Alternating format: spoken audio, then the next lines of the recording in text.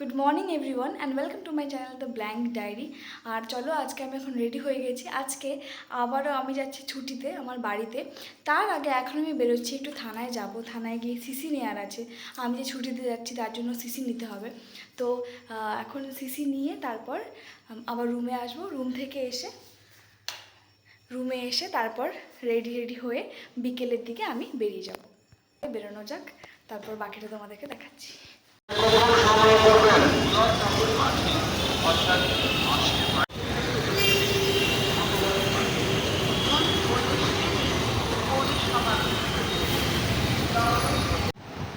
আজকে বাইরে এত গরম, আর আমি বাড়ি এসে গেছি। এখন ফ্রেশ ট্রেশ হয়ে যাব। ঘড়িটা খুলে গেছে। ফ্রেশ ট্রেশ হয়ে যাব, ফ্রেশ হয়ে তারপর প্যাকিং করার আছে। এখনও কিছু প্যাকিং করিনি। আর এইবার কিন্তু আমি বাড়ি যাচ্ছি কিছু স্পেশাল কারণে। সেই স্পেশাল কারণগুলো কি তোমরা জানতে পারবে খুব শিগগিরই। আর হ্যাঁ, জানানোর তো চেষ্টা করবোই। তো যাই হোক, তোমরাও গেস করতে পারো যে সেই কারণটা কি হতে পারে। তো চলো, এখন আমি ফ্রেশ হয়ে যাই, পুরো ঘেমে টেমে একাকার হয়ে গেছি। এখন যাই, সব কিছু প্যাকিং করে ঘর গুছিয়ে রেখে তারপরে যাব। নয়তো এরকমভাবে রেখে গেলে সব নষ্ট হয়ে যাবে। বেড কাভার যেগুলো আছে এখানে, এগুলো সব তুলে পরিষ্কার করে যাব, নয়তো এসে আর থাকা যাবে না। তো চলো, এবার যাচ্ছি একটু বেশি দিনের ছুটিতে। তো ভেরি মাচ এক্সাইটেড। বাই।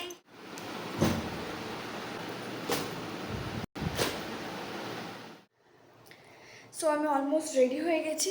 এখন মানে ঘরে দেখো, বিছানা টিছানা সব তুলেও নিয়েছি। এগুলো সব ভালো করে প্যাক করে রেখে দিয়েছি, কারণ ধোয়া বেড কাভার ছিল। দুদিন আগেই পেতেছিলাম, তো রেখে দিলাম। এসে আবার কোনো মতে ইউজ করা যাবে। তো এই তো এখনও 5টা বাজেনি, তাই না? ইয়েস, এখনও বাজে 4:45 বাজে। তো 4:45, এই 5টার দিকে, 5:15 দিকে বেরোবো। তো তাড়াতাড়ি করে রেডি হয়ে একটা কিছু খেয়ে বেরোতে হবে। খিদে পাচ্ছে হালকা হালকা। তো একটা ফল আছে, দেখি ফলটা খেয়ে বেরোবো।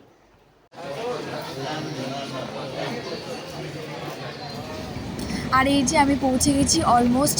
আর এদিকে এত বৃষ্টি হচ্ছে, দেখো জমিগুলো একদম পুরো জলে মানে জমে আছে। এত বৃষ্টি হচ্ছে দেখে, চারদিকটা এত সবুজ, এত ভালো লাগছে, কিছু বলার নেই। মানে খুবই ভালো লাগছে চারদিকটা দেখতে। চারিদিকটা একদম সবুজ।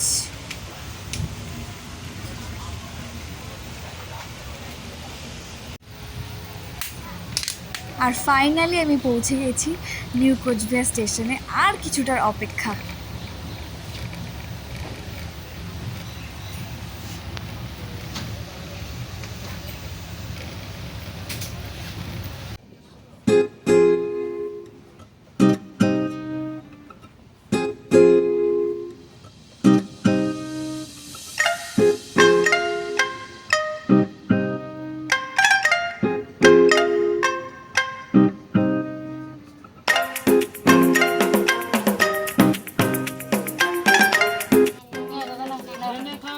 জল খায়া আগে স্নান করে দিয়ে ঘুমাও।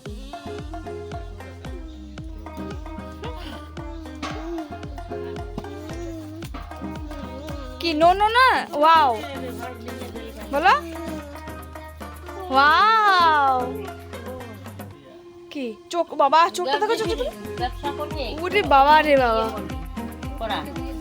পড়ে যাবা। বাড়ি এসে গেছি, ফ্রেশ হয়ে গেছি। আর এটাই আমার কমফোর্ট জোন।